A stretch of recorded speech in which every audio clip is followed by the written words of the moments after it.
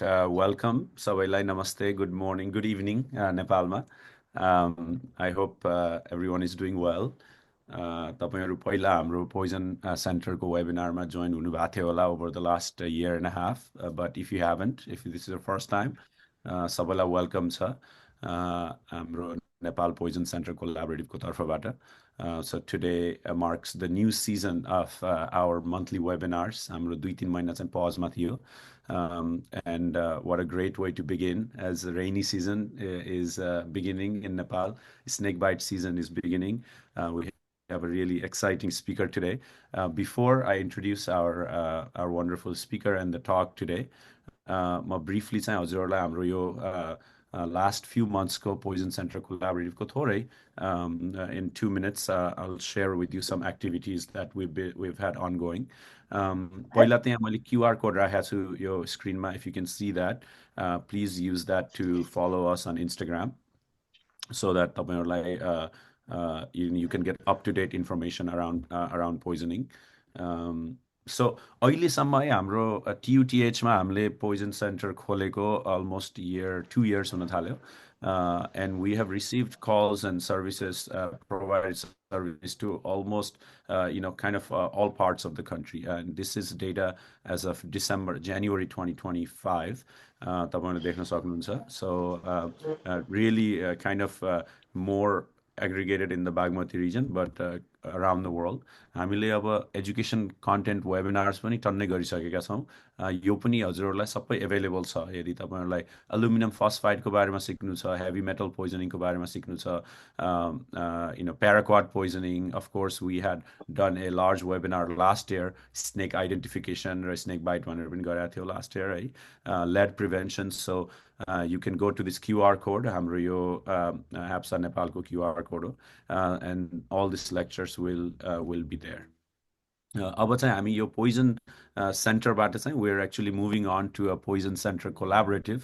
अनि यो कोलाबोरेटिभले चाहिँ अब यो एजुकेसनको कामहरु, कम्युनिटी आउटरीचको कामहरु, ट्रेनिङ and education भइहाल्यो, research activities र international collaborationमा काम गर्दैछ. यसमा अब हाम्रो आजको स्पिकर पनि is one of the steering committee member for this, as well as many other experts from within Nepal. So एकदम एक्साइटिङ न्यूजमा चाहिँ हामीले recently BMJ South Asia award भन्ने अवार्ड पनि जितेर आएका छौं. यो चाहिँ साउथ एसिया भरिमा they had I think 400 people had applied. अनि त्यो मध्येमा चाहिँ 18 वटा टिमलाई बोलाएको थियो इन्डियामा, दिल्लीमा.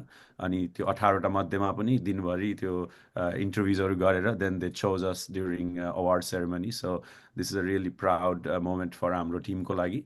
र सबैको अब हजुरहरुदेखि लिएर everyone that has been involved in this journey हाम्रो नेपालमा पोइजन सेन्टरलाई अगाडि बढाउने र पोइजनिङको एजुकेसनलाई र रिसर्चलाई अगाडि बढाउनमा हजुरहरुको ठूलो हात हुनेछ. सो कंग्रेचुलेशन्स हाम्रो सबै टिमलाई.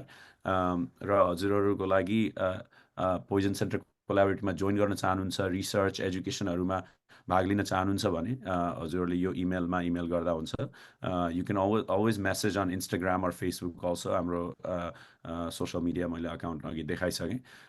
अनि अफ कोर्स पोइजनिङ सपोर्टको लागि अहिले TUTH मा पोइजन इन्फर्मेसन सेन्टर चलि नै रहेछ. त्यसमा पनि फोन गर्न सक्नुहुन्छ पोइजनिङ सपोर्टको लागि. तर अरु रिसर्च एजुकेसन कोलाबोरेसन त्यस्तोको लागि चाहिँ हजुरहरुले पोइजन सेन्टर कोलाबोरेटिभमा you can reach out. So त्यति भन्दै now I'm going to go back to the first slide and I will introduce our first. यहाँ चाहिँ हाम्रो I think HAPSA नेपालको पोइजन सेन्टर कोलाबोरेटिभको टिमहरु पनि हुनुहुन्छ होला है. I think Anjana is here, who is our she's been with the poison center for a long time. HAPSA नेपालको operations manager पनि हो.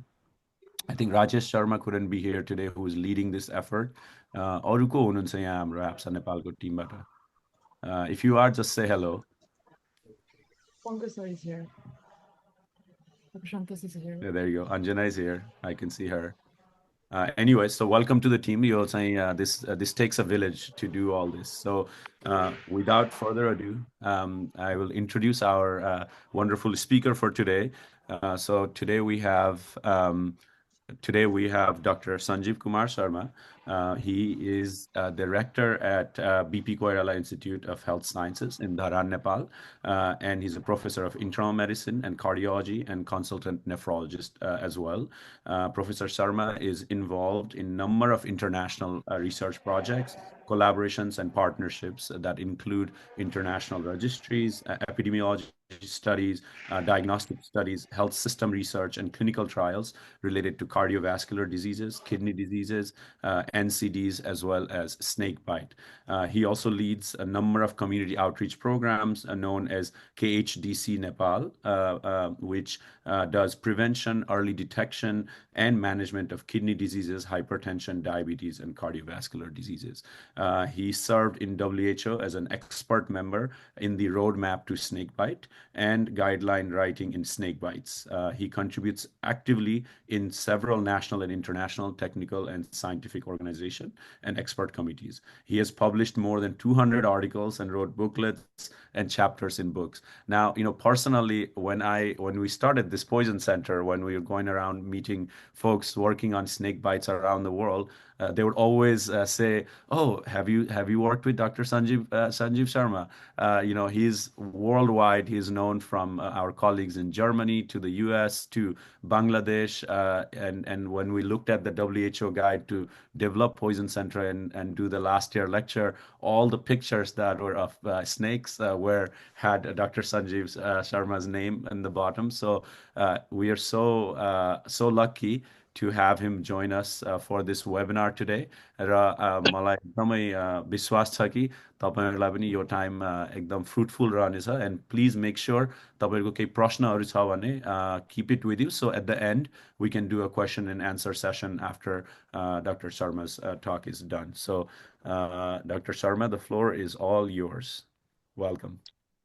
Thank you. Thank you, Dr. Ramu, and thank you, the Poison Center and Dr. Ramu and team for giving me this opportunity. May I have my first slide, please? Yes, can you, let me see if I can show your slide here. Sorry. Okay, can you see your slides? आएको छैन. आएको छैन? How about now? छैन. Okay, give me 1 second. Anyway, Dr. Ramuले slide prepare गर्दै गर्दाखेरि maybe we can start talking. Many of you know that you are seeing भनेर म चाहिँ आएन किन हो.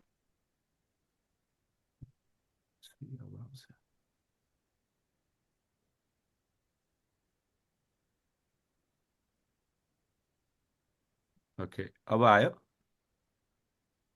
मैले चाहिँ देखिन किन हो. Anjana, can you see the slides? कसैले हामीले देख्यौँ भनेर लेख्नु भएको थियो. म एक्जिट गरेर इन गर्छु ल फेरि. हस् हस् देखिरहेछ अरे डाक्टर शर्मा आई थिङ्क हजुर एक्जिट गरेर इन्टर गर्नु त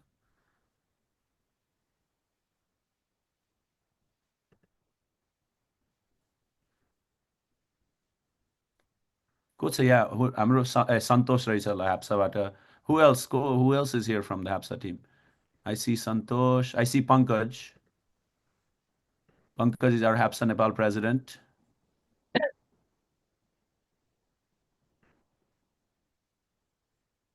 Santosh, Dr. Santosh is leading our CPR programs.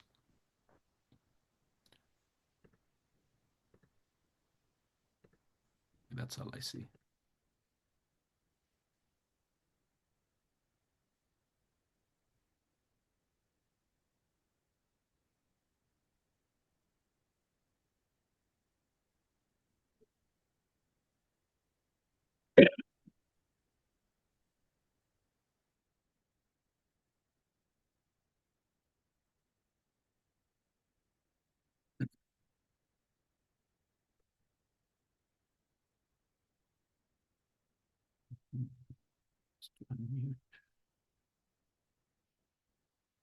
Okay, thank you. You can see now. Am I audible? You're audible. Yes, okay. Thank you. Thank you once again. Uh, Let me start with one sentence that when I did my graduation, post-graduation, and service facility, I have not seen a single patient or victim with snake bite. So in first joined BP Kerala Institute of Health Science long back, 27 years back, the second day of my duty, I was encountered with the snake bite, young boy, and then for me that was a dead man actually, just pulse going on, gasping. And one of my junior house officer started intubating the patient, managing with antivenom. And then I got very interested on this because I could not imagine that after hypoglycemia and periodic paralysis, there was another disease which can recover so quickly from almost dead man to full of life. So this is how I entered the snake bite. Now today I'm trying to discuss about the snakes of Nepal, public health burden and clinical management of snake bite. So I'll try to finish this around 30 minutes and so that we have time to discuss. May I have the next slide, please? So actually this was in Nepali, this thing, so I will not go to that. So next please. So, if you look at the epidemiological risk factors, the host agent for us are cobra, crate, and vipers. These are the three snakes which are mostly responsible for the envenomations in, in Nepal. And I must make it clear that we cannot rely on the Western book or any other books in the management of snake bite because the nature of the snake venom and the epidemiology and clinical manifestations are quite different and management seems quite different. Therefore, cobra, crate, and viper bite may not be similar to the Western world. Children and productive age group are most commonly affected. I'll come to that data. In Nepal, the epidemiological survey has shown that women and young girls are mostly affected. Agriculture workers, fishermen, housewives, both at field and in the backyard, and student while going to the schools or even in government schools, in the school within schools, and they may get bitten by the snake. As we all know that this is seasonal disease, it comes with monsoon and harvesting time, and sometime with epidemic resulting from flooding and invasion of snake environment lead to more snake men encounter and increased snake bite. Next, please. So actually, when we talk about public health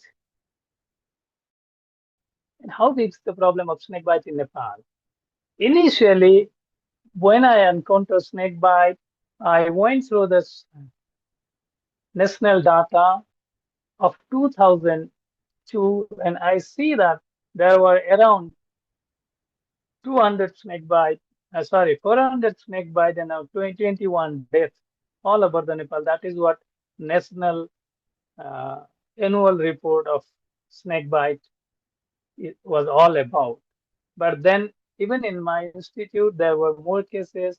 There were more patients visiting in the snakebite treatment center in nearby Jhapa and Mora. So we wanted to know how big is this problem. Next, please.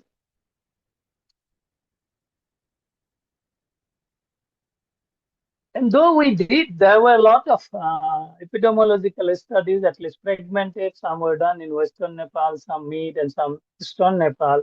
But this one, with One Health approach, looking at the snakebite impact on both human and animal, was undertaken with the collaboration of Geneva University and Global Health. Uh, and this study was done in Cameroon and Nepal. And to best of my knowledge, this is the only study till now on snakebite looking at the One Health approach uh, of snakebite. Next, please. Why it is important to look at One Health? If you look at the snake envenoming, you have one side human cases where there could be premature death leading to human health burden. There could be ill health, sequela, and disability that leads to loss of productivity and our ability to work, again, human health burden. If you go to the animal side, there may be health sequela and morbidity and death related to animals that's leading to animal health burden and animal production losses. And in both the cases, the cost of the treatment and out-of-pocket expenses in the health care of animal health and human health leads to loss of household livelihood. In many cases, that is what we thought, and this is why we took an One Health approach. Next, please.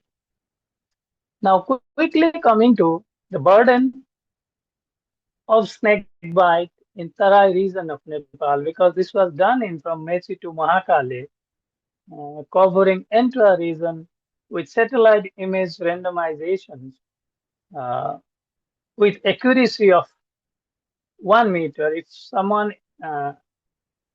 enumerator did not reach that particular household, we could monitor from Dharan and there will be blinking. So it was a very accurate satellite image randomized center. Of course, we avoided the city. Back, please. Back slide, please. Previous one. Previous, yes. So if we look at that, we get around 30,000 plus snake bite each year and around 3,000 deaths. Why these deaths are not recorded in our system, I'll come to that later. Median age of the victims were 30 years, ranging from 4 years to 71 years. Subgroup of disease was 20 years, and you could see that 46% of those disease, they were 5 to 14 years old. And if we look at the snakebite victims, 2/3 were women and girls, and out of death, 3/4 were women and girls. So it's not only about the victim, but it's also related to gender issue. Next, please.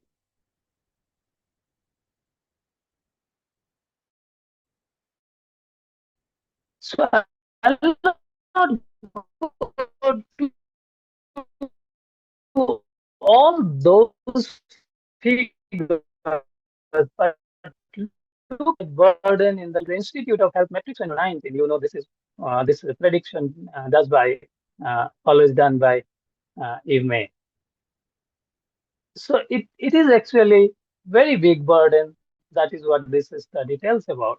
And 23% had actually long-term sequelae in terms of walking disability, arm hand disability, and persistent stress, anxiety, and phobia was recorded in 1 of 10 victims, putting it to large number actually in young people. Next, please. And I'll not go to detail. Again, what was the impact of snakebite envenomation on domestic animal? And if we look at that, due to domestic losses, the median loss of a household each year was 91 US dollar. And you can well imagine that this is the people who are affected are usually financially highly disadvantaged populations. And actually, my second slide, which was in Nepali, talks about that. A person from Lomzung was bitten by snake in his backyard while he was cutting grass. It was a green snake, so probably green pit viper. He wanted to come to the hospital, but could not manage to come because he didn't have money. So he waited to collect money. He collected money. Thank God it was not a neurotoxic envenomation, so it allowed him time. But then he gradually started having manifestation in terms of swelling and other manifestation of pit vipers, which we'll discuss later.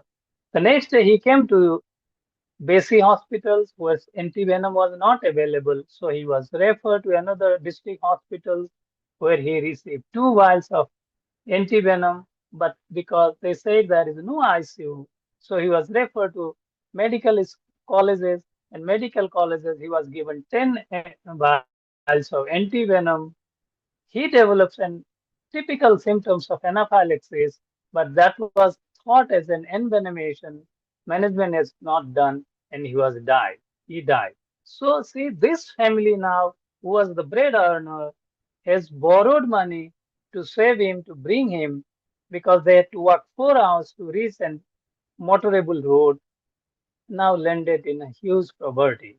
And this is why this $91 household loss each year seems to be very significant for those rural population. Next, please. And this is what actually written by Kamal Madan sir from TU long back. So I keep on telling that this is in Garib Guru Ako Vipatti. And actually I request you all of you that please be the voice of voiceless. Next, please. So why we do not get record in the hospitals when we talk about snake bites or in treatment centers, not to talk about the deep data keeping facilities in our population, even in the big hospitals, even teaching hospitals like ours. But most of the people die before reaching hospital. Probably you have heard about the very famous Millennium Death Study from India quite some time back, and they have shown that 97% death occurs outside hospital. Even the properly kept record of snake bite victims, you will get only 3 out of 100 dead people in the record of the hospital. Similarly, in our epidemiological study done in eastern Nepal, shows that 80% people die before reaching a treatment center, not to talk about the big hospitals. So the hospital data actually grossly underestimates, and any other data not in epidemiological study not done will not tell you that the burden of the snake bite. Next, please. Now question comes, what are the snakes proven to bite or envenom human in Nepal? Because if you look at the herpetological point of view, there are at least 17 very venomous snake species in Nepal. And they believe that herpetologists believe that there are many more which are not recorded. But when victims comes with snake bite, we wanted to know what are the actual snake implicated in the snake bite. Next, please. So we did a molecular diagnostic study. That means we took and swab on the bitten place so that the saliva of snake can be found there, and we did an PCR analysis, and we recorded that the common snakes are, next please, the common snakes that bites human being are, sorry for this poor slide. Next. Okay, next. Okay, thank you. Now, previous one. The common snake that causes envenomation in Nepal are still common krait and common cobra. But there are other snakes like king cobra, other species of krait, and there are some unidentified cobra also. So why this is important, that we know what are the biting species, and we can think of what could be the clinical syndrome. And we could also think that what to be done, whether it is manageable in particular center or needs and referral, if we can identify the snake. So this is important in that terminology also. Next, please. So just for the sake of demonstrating, these are some of the green snake known as Hareu Sarpa in Nepal. This belongs to Viperidae group, which produces hematotoxicity and cytotoxicity manifestation. Next, please. This is another important snake, Green-pit viper, Thymoereus complexes. These are found in the higher altitude up to 2,500 meters. But just below that is a Russell viper, which is only found in Tarai and not recorded till now from the uh, hilly region and mountainous region. Why this is important to know geographical location of these snakes is, if someone comes from the mountain region or the hilly region with hematotoxicity, then we know that this is not a Russell viper, but it could be some other pit vipers. And when someone comes from the Tarai region where Russell viper is found, then possibly it is a Russell viper bite because the manifestations are both local and tissue manifestation are same for this group of pit vipers and true vipers, that is Russell viper. Next, please. And especially when you look at this mountain pit viper, which is found above 1300 meters, and another one next please. This Himalayan pit viper, which is popularly known as the Agute Sharpa, the previously known as Guruve Sharpa, nowadays we receive a lot of people with these snake bites causing significant hematotoxicity effect, including hemorrhagic ascites, hemorrhagic strokes, spontaneous bleeding. And the important thing to know that we do not have anti-venom against those pit vipers, and many of them, because of geographical uh, location is not asked in the history, they are treated as Russell vipers, putting patient in unnecessary risks of anaphylaxis reactions. Next, please. These are the another group of snake which produces neurotoxicity, elapid group of snake. We have cobra, that's two variety of cobra, two species, that is spectacle cobra or common cobra, monocellate cobra or Nasa Cotia, we also call them black cobra.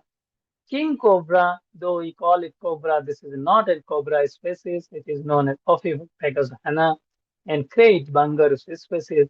We have at least six variety of crate in Nepal that are recorded. So if we have an antivenom against one common crate, that may not cover other five or six variety of crate. That's important to know. Next, please. So to summarize the clinical important envenoming species of snakes in Nepal, if someone comes from Terai, this is common cobra and common crate, which produces neurotoxicity, which does not allow you long time. That golden hour, we call it, according to WHO, is 1 hour. If you are able to treat them within 1 hour, the chances of survival is high. Other species are there like king cobra, getter blackhead, lesser blackhead. These are identified snake actually either by specimen or by PCR test. We could not find out any Russell viper or coral snakes in our study.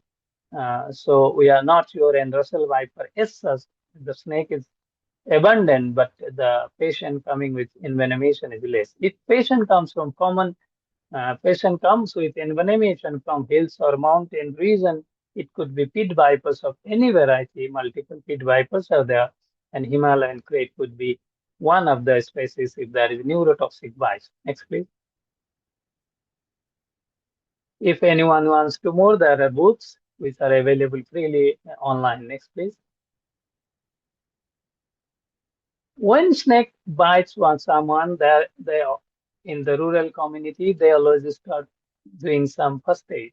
And there are plenty of first aid method practice, including Dharmoru application, stone application, application of chilies, application of chicken in the wound, and there are so many. But let me be very honest to you that actually those known first aid methods which are applied are either harmful or not practically useful.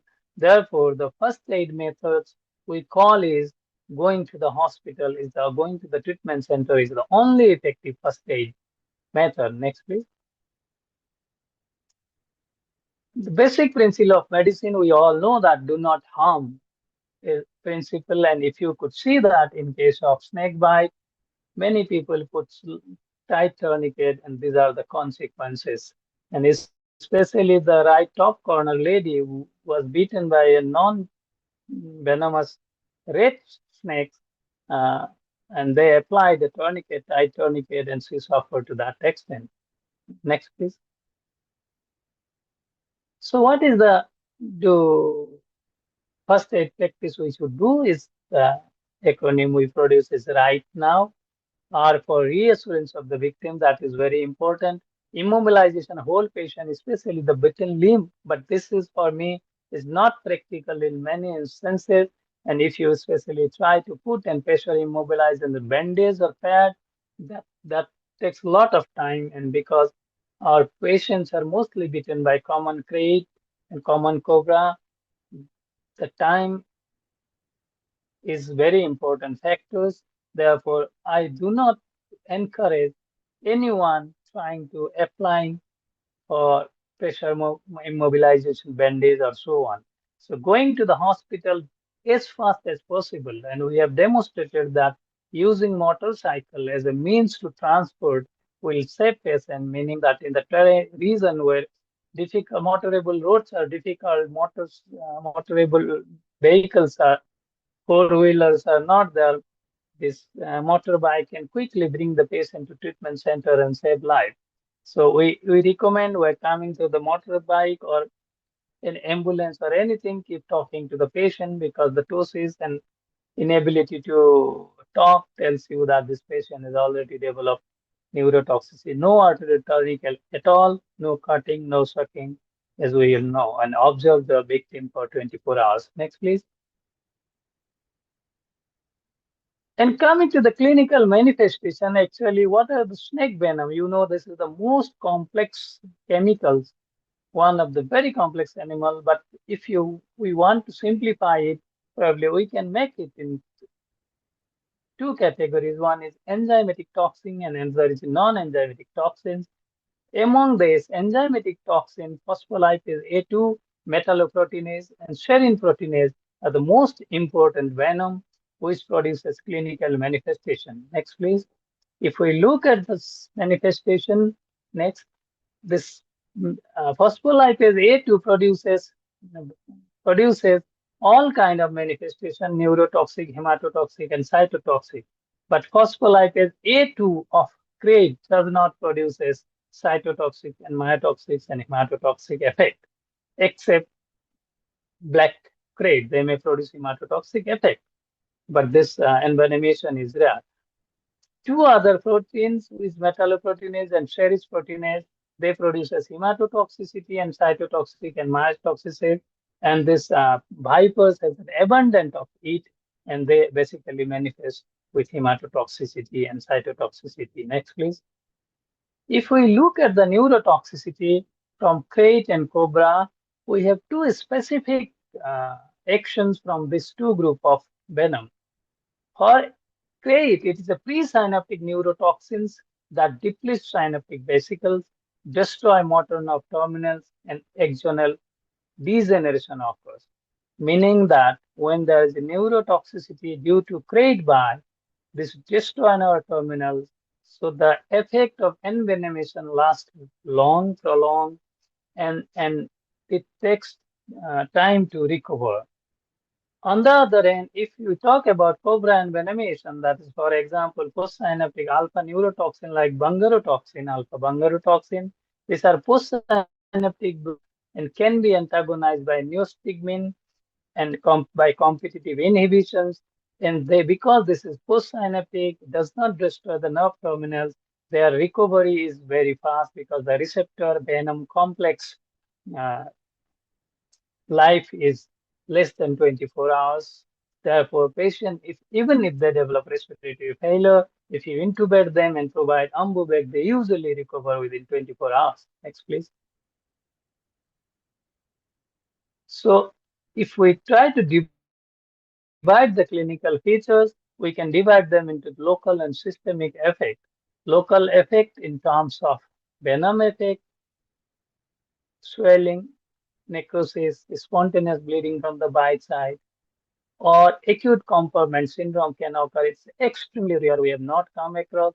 Ophthalmia is not seen in our patient, but I wanted to record this because this is given commonly in books.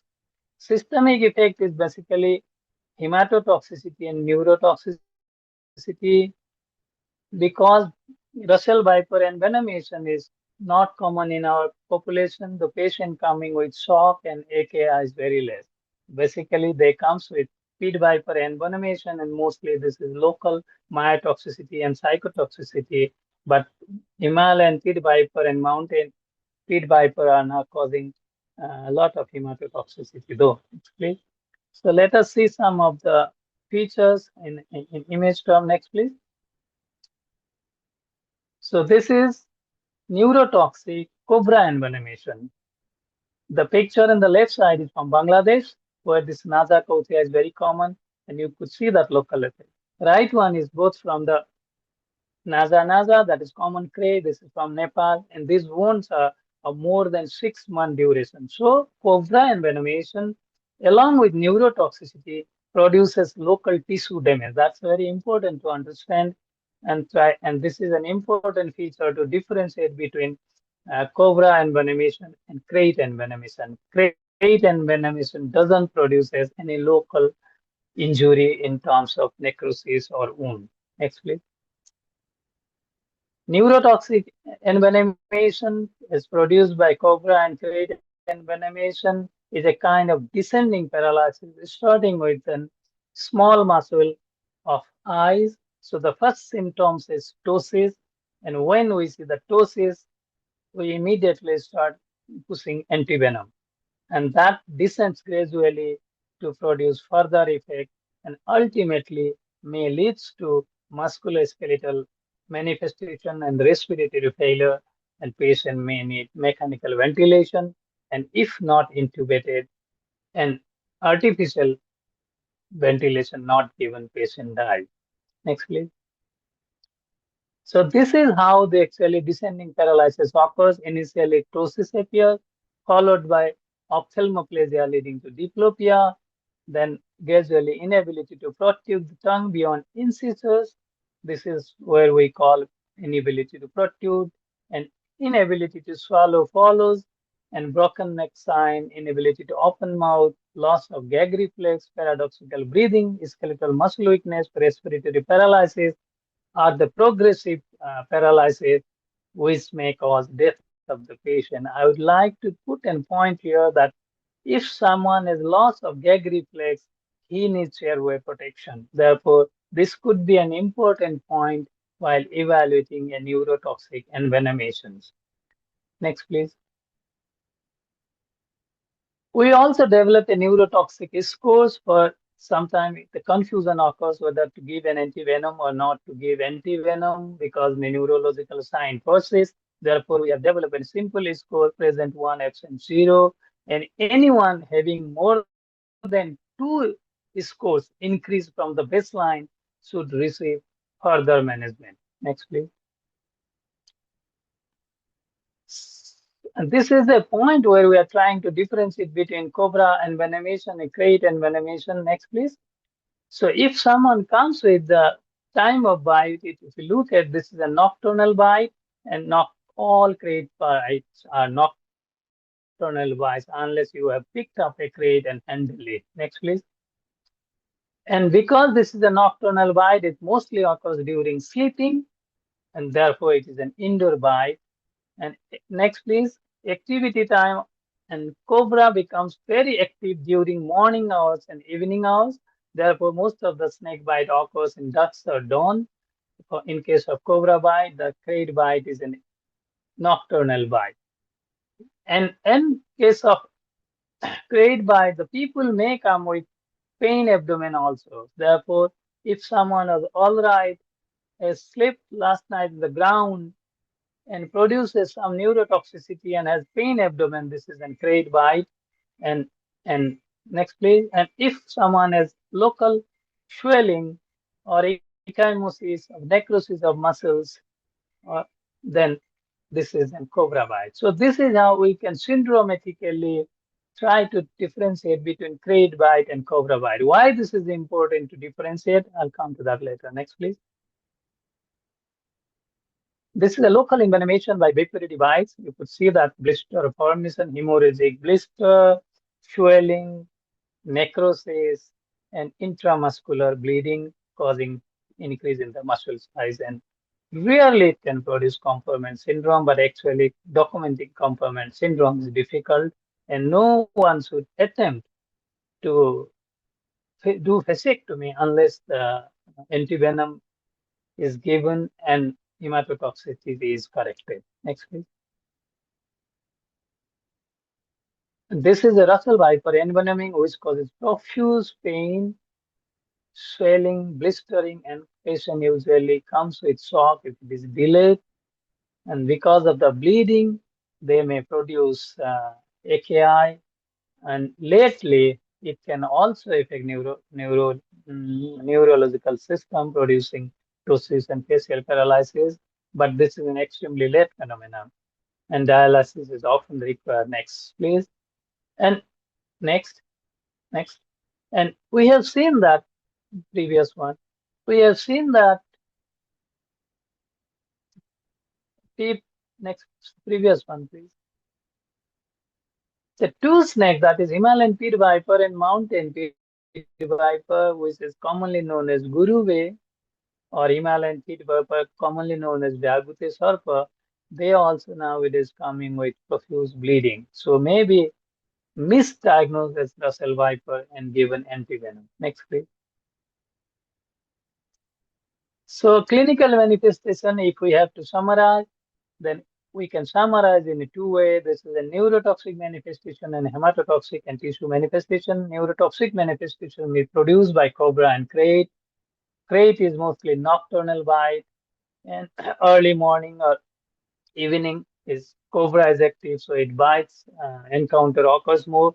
Tissue necrosis occurs in vipers, both pit vipers and true vipers, and it also occurs with cobra, but not as expensive as Russell vipers. Bleeding may occur with pit vipers, but Russell viper it is common, and AKI, Russell viper and pit viper nowadays due to shock may come, and long-term sequelae is seen in almost 1 in 4 patient. Next, please. So how to diagnose snake envenomation? Actually, there is no diagnostic tool for identification of biting species in case of neurotoxicity. In Australia and Thailand, they have produced some rapid diagnostic test.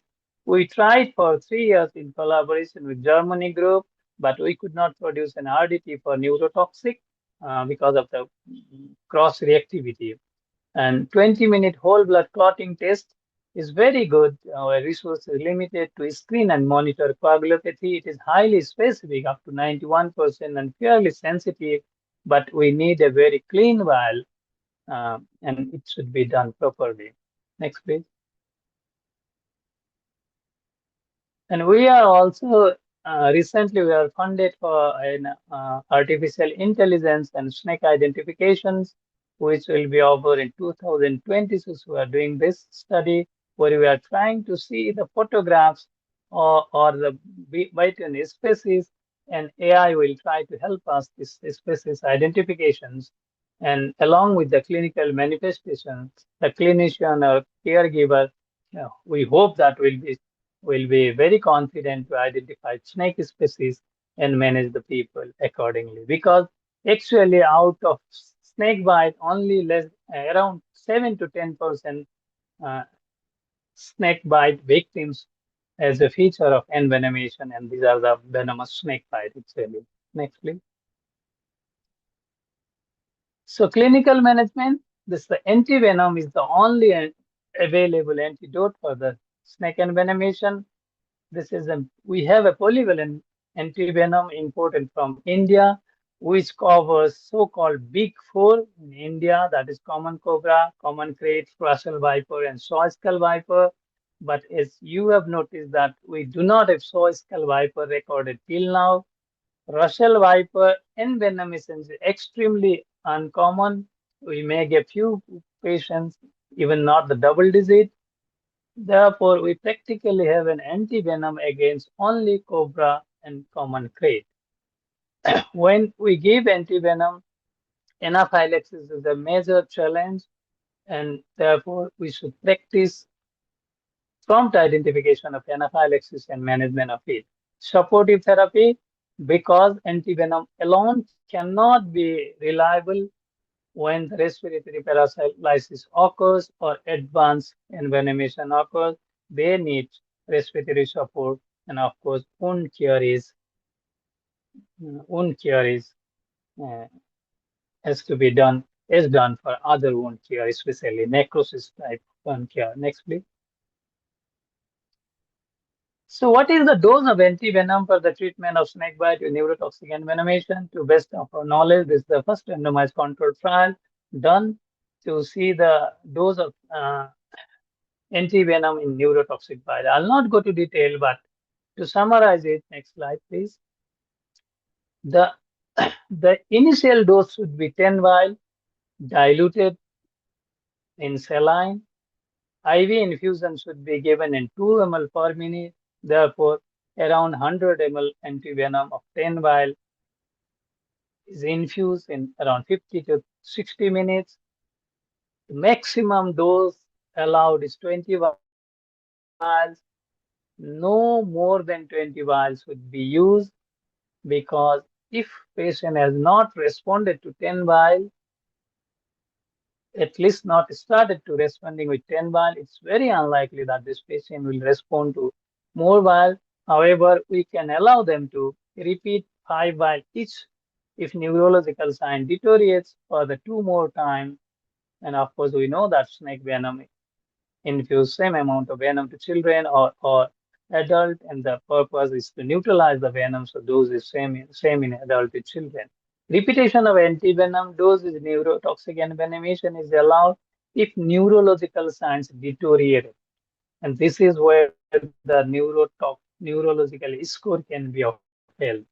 IV push of vial 5 of antivenom in 1 hour effort can be allowed, but please do not infuse more than that because if patient is not responding, be sure that this is not going to respond. The 6 hours rule for Russell Viper envenoming is laid open. That means that if 20-minute whole blood clotting time is still not coagulated in 6 hours, after initial 10 vials, we can repeat 5 vials of antivenom. Next, please. So, what is the effective of antivenom according to the biting species? If we look at the second line here, patient reaching full neurotoxic recovery. If you look at the cobra envenomation, this is 100% identified snake species, but in suspected syndromic wise suspected number we have not put. You see that unless it is an advanced respiratory failure in cobra bite, all patients response to antivenom that is available to us. On the other hand, in crate envenomation, it is less than 50% who responds to antivenom. In our suspected or confirmed crate bite cases, 58% of them require mechanical ventilatory support. Therefore, it is very important trying to identify and try to differentiate whether it is a cobra envenomation or crate envenomation in a given patient. Next, please. Treating organ failure is very essential because antivenom alone will not reverse the respiratory failure or renal failure or acute kidney injury. Next, please. Therefore, they may need mechanical ventilation. They may need dialysis, and then hemodialysis may not be available. Peritoneal dialysis can be done, but this is a tricky situations. Next, please. And this is hemodialysis, either peritoneal or hemodialysis. Next, please. We must give adrenaline prophylaxis before pushing antivenom. A study RCT done in Sri Lanka has shown that this is how we can reduce 50% of anaphylaxis reactions and we can reduce the severity. Once antivenom, after giving antivenom prophylaxis, adrenaline, we start infusing antivenom, and another syringe of adrenaline must be ready because if patient develop an anaphylaxis, they can rapidly deteriorate and may die. Therefore, please give an adrenaline treatment immediately upon identification of anaphylaxis. That is any unusual symptom that appears after pushing antivenom in simple terminology. Next, please. And you could see that life-threatening adverse effect, that is anaphylaxis, occurs up to 8% of the people. This is what we have recorded in our clinical trial. And actually, this really becomes very difficult sometimes, whether it is rapidly deteriorating neurological manifestations or anaphylaxis, rapidly progressive anaphylaxis causing respiratory distress. Therefore, any symptoms of anaphylaxis, either urticaria or drop in blood pressure or repeat deterioration, we should use adrenaline. Next, please. And what's about pit viper envenomations? Actually, we do not have antivenom against pit viper. Pit viper induced coagulopathy. This is a study done by Dr. Navin Bhatta, one of our former student, who is done in remote place, and he did only observe the patient in his rural hospital and managed with supportive care. No antivenom was given, and all of them recovered. This is what I want to clearly indicate, that until and unless we have an antivenom specific to pit vipers, please do not advocate or allow antivenom to be given to a person coming from hilly or mountain region with bleeding manifestation. Next, please.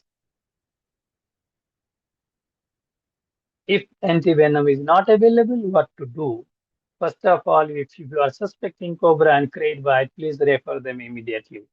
And if it is cobra bite, still neostigmine can help a lot while he or she is reaching the facility where antivenom is available. If patient is repeatedly deteriorating, please intubate and start ambu bag if there are expertise to intubate.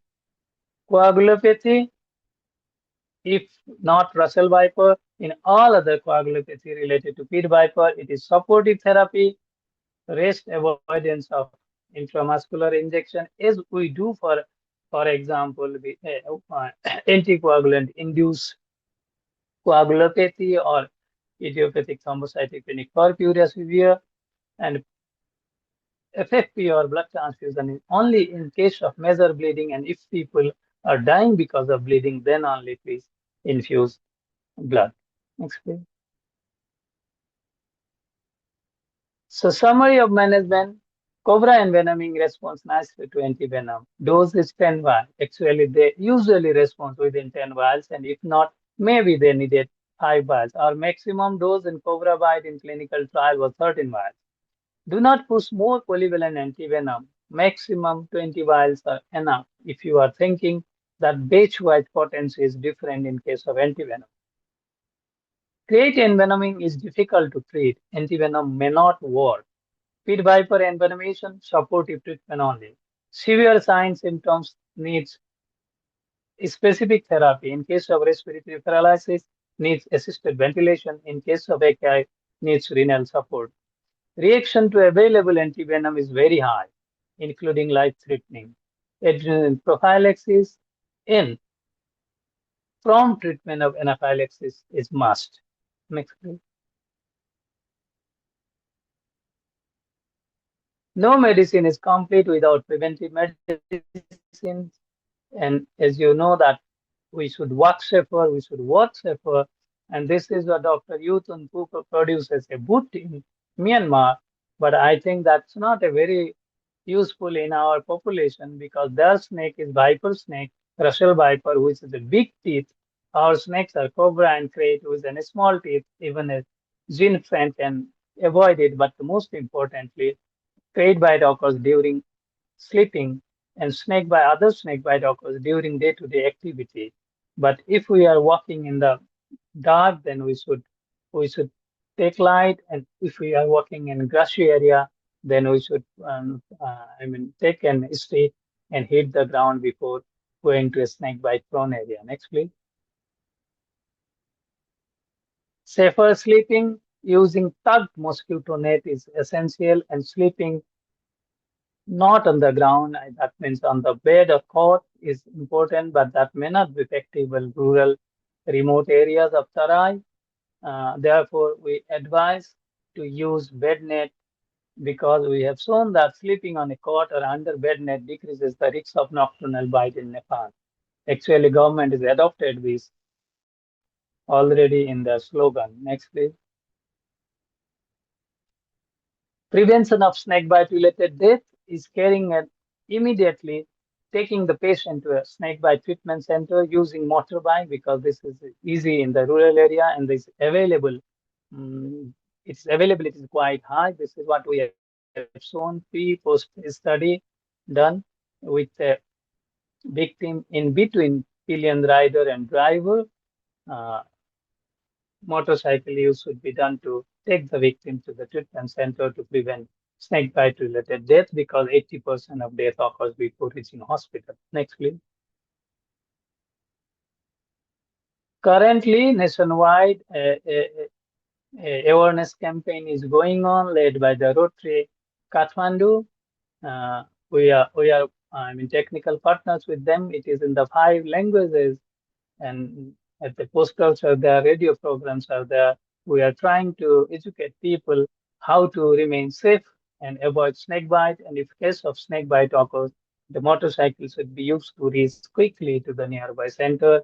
And the snake bite prevention actually identified of snake bite and is uh, the phone number and person related to that particular snake bite center is available in the website.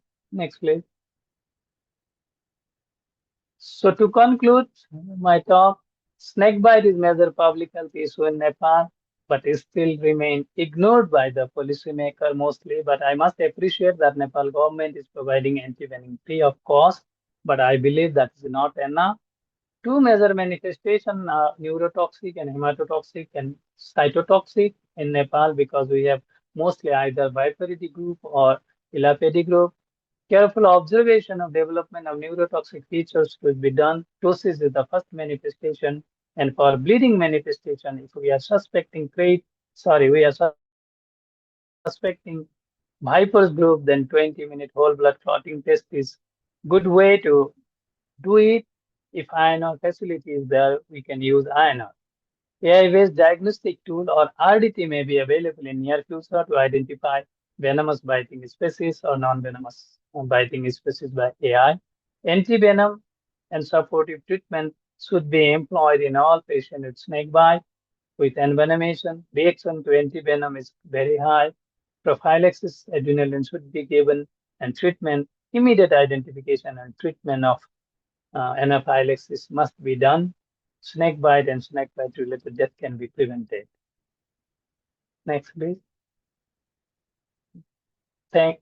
Actually, this was my Nepali slide. I just want to go once again, taking one more minute, that this particular person actually suffered because of multiple level ignorance on healthcare providers. First of all, this patient did not need a did not need a referral because it could have been managed in the local district hospital level because it only needed wound care and local tissue care, just just like other wound. Next, please. Sorry. Then, when he reached an hospital, we borrowed money, hired vehicle, came to an hospital. He was given antivenom. That was another steps because he was very clearly mentioning this was green snake.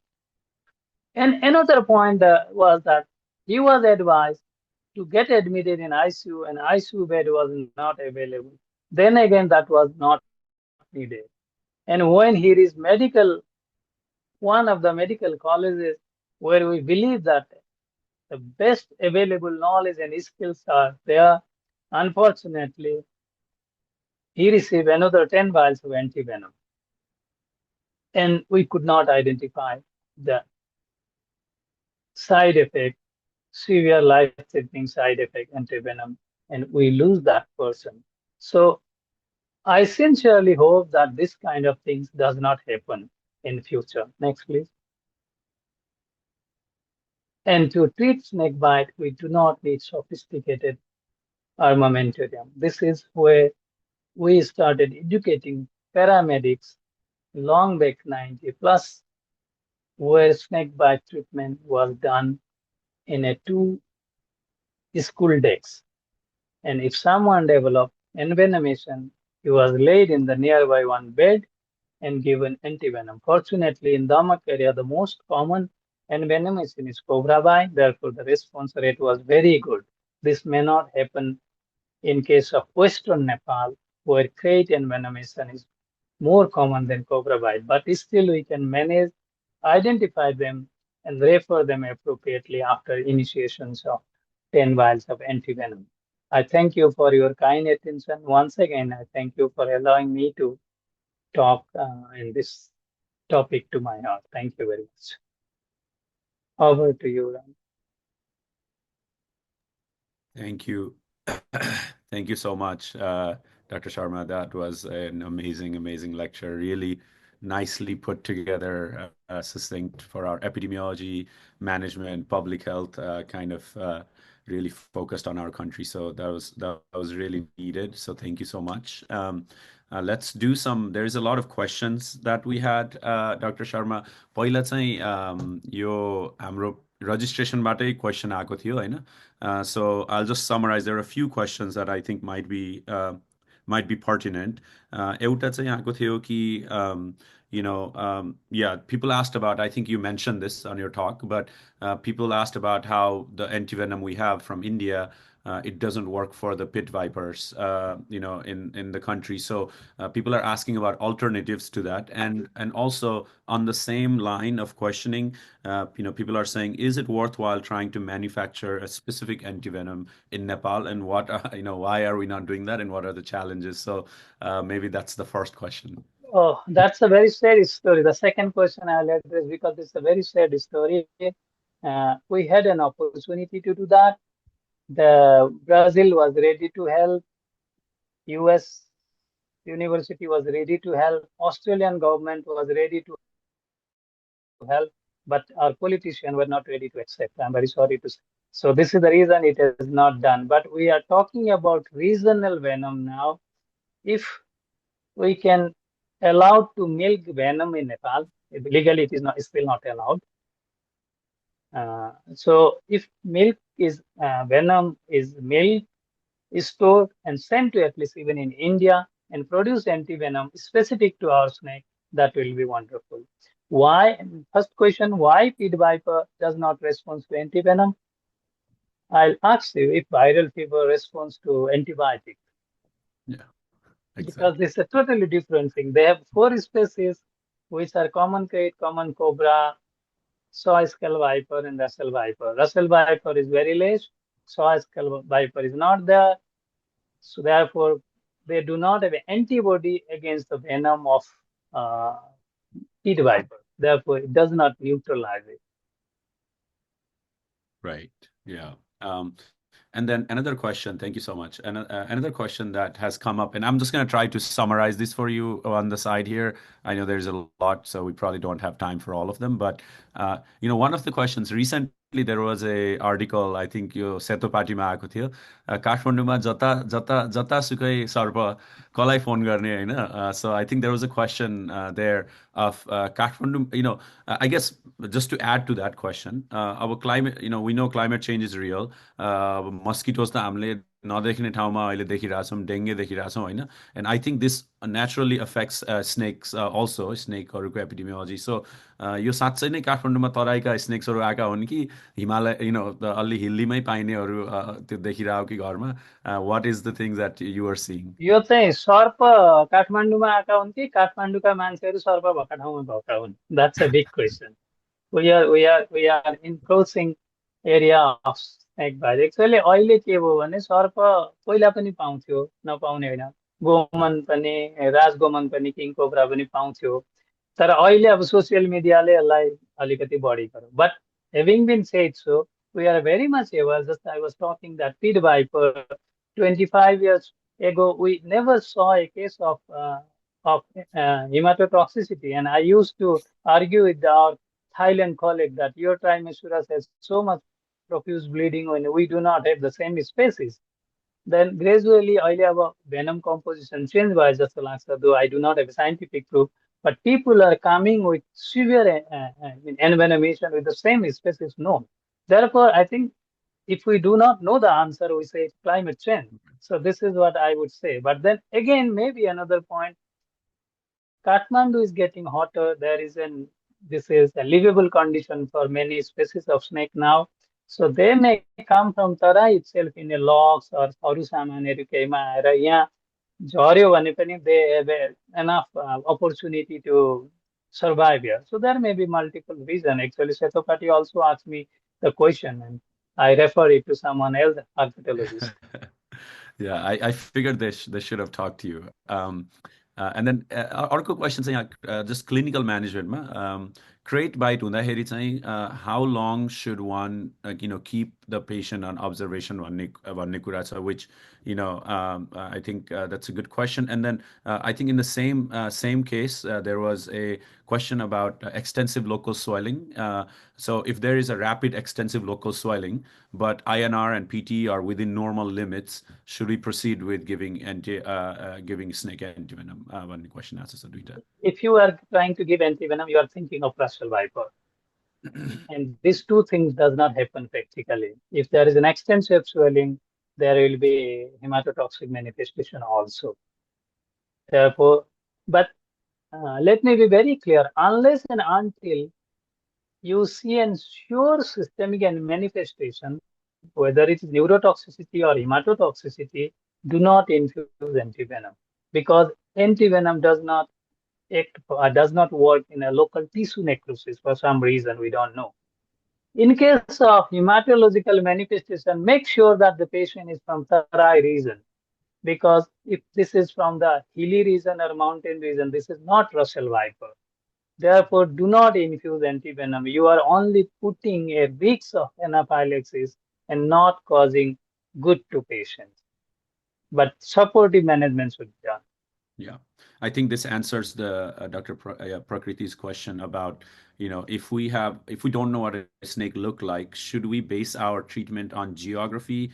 For example, if it's in hilly or forested regions, should we suspect a green pit viper? I think based on what Dr. Sanjib said, I would add that maybe the clinical manifestation plus the geography will probably help you.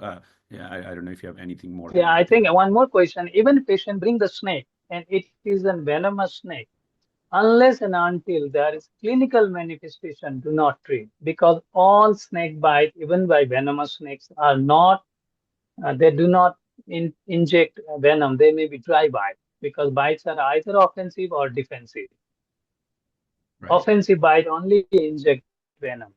सबैभन्दा डरलाग्दो मान्छे त सबैभन्दा डरलाग्दो प्राणी त मान्छे हो नि, त्यही भएर सर्पले पनि पहिला चाहिँ जा भन्छ, they do not want to encounter with us. त्यही भएर this is an defensive bite. They do not inject venom. Therefore, if we do not have a clinical manifestation, we do not. Yeah. Perfect. And then, I think my question to you, Dr. Sanjib, is that, when I took, so I did my tropical medicine training, and Dr. David Worrell was our professor for that time. Of course, you worked with him, and an amazing guy.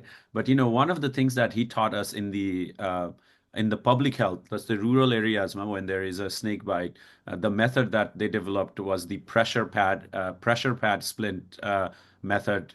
Of course, we shouldn't do tourniquet, but the pressure pad method. So for everyone else here, is that you make a little pad of like a gauze, and then you put local pressure where the bite mark is, and then you just wrap it with a ACE wrap or something, and then put a splint to immobilize it. Dr. Sanjeev, I think the question for you is, one, does that work for all sorts of bite, and should we be promoting that and doing that in the rural setting, or what do you suggest?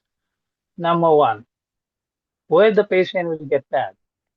How do you know how much pressure to be given are victims? Because there was a clinical study done with medical students in Papua New Guinea by Australians.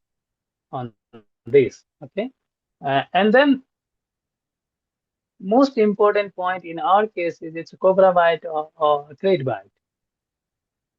Right. So we should not lose a single minute. But if you are waiting for motor vehicle or if you are waiting for the motorcycle, then you can, if you have an available thing, then you can apply rumal like coco pattern राखेर बाँधेको हुन्छ. But having been said so, snake venom is absorbed from lymphatics. Right. And you know lymphatics is wrapped around vessels. So how much pressure you have to put is very crucial. But if you have time, do not have a transfer facility, you are waiting for that, you have facility that maybe a psychological support patient might get, therefore you can allow. But please do not encourage to put them and ask patient to risk that delay in the transportation. That's the number one killer, delay in transportation. Yeah. Perfect. And then I think last question, the public health wise, why is the reporting for mortality, why do we have less report? What is the barrier? I think we all know many barriers, but I think from the snake angle, what do you think, Dr. Sanjib? How can we Number improve one, this? people die in the rural area, village before reaching hospital. Fine. Second thing, the snake bite treatment rural treatment center where paramedics manage it. So they do not bother about making records. They do not receive training. They do not have facility to do so. Therefore, we do not get. And even if you record, whom do they send? They are supposed to send to epidemiology and disease control division. This is also in Gudam in epidemiology and disease control. So you do not get actually data. Therefore, nowadays people are thinking of electronic device and it's already on, I mean, they are doing it. But unfortunately, snakebite is also a kind of political material. EDCD did not wanted to give antivenom unless they report back that this much of antivenom is used in this number of patients. That obviously become a political and humanitarian effect. You cannot withhold antivenom uh, to treat victims if you do not get report. So they provide antivenom, you do not get report because they have to send it to Kathmandu. Therefore, this record, it is same in all other disease. Right, right. Yeah. Well, if you guys have more questions, please send us an email and we can try to get those answers from Dr. Sanjib. Now, before we give a vote of thanks to Dr. Sharma here, I would like to just quickly introduce earlier Amro, the Poison Center Collaborative. I've already mentioned to you all, so you can follow us on Instagram as well as Facebook. We're within HAPSA Nepal. Yeah, Dr. Rajesh Sharma is here. He's leading this effort from HAPSA side. So, Rajesh, if you want to say a few words introducing yourself, that would be great. Hello, everyone. I'm Rajesh. I'm leading the Poison Center Collaborative currently, and I used to work as a lead specialist for poison information in TUTH Poison Information Center. And we're very excited to start this new collaborative, which connects everyone who wants to work or who are working in toxicology. Yeah, it's a very great beginning. Thank you very much. Thank you, Rajesh. And now, just to end our seminar and thank Dr. Sanjeev, I would like to invite the president of HAPSA Nepal, Mr. Pankaj Bhattrai. So please, for vote of thanks. Thank you. Hello, am I audible? Yes.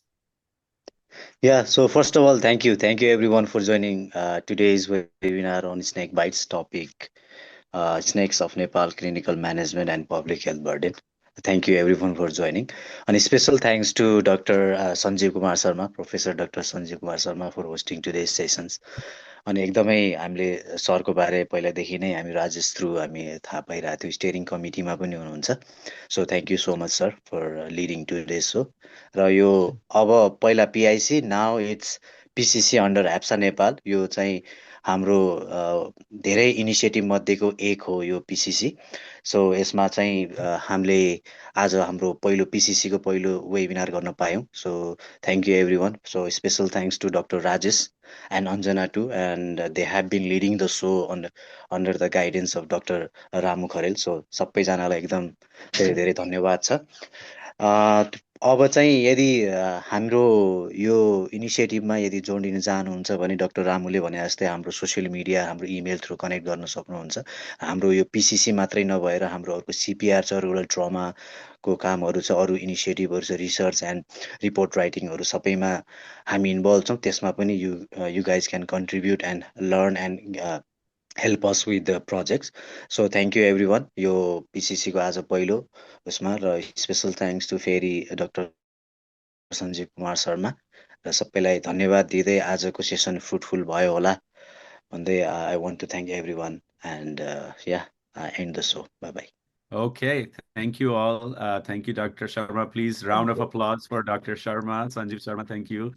And Dr. Sharma said you can join some of his research projects. I saw his message that there is some, if you guys are interested in research around this, just email us. Our email is hapsa4all@gmail.com, and then we'll screen and then I'll share with Dr. Sharma based on who who would be interested. So Yeah, that's I have a snakebite data of around maybe 18, 20,000 patients victims. So someone interested to write something. Yeah, that would be a great, what a wonderful opportunity for folks. So, all right, I think that's it. Namaste, everyone. Namaste, namaste, bye. Namaste.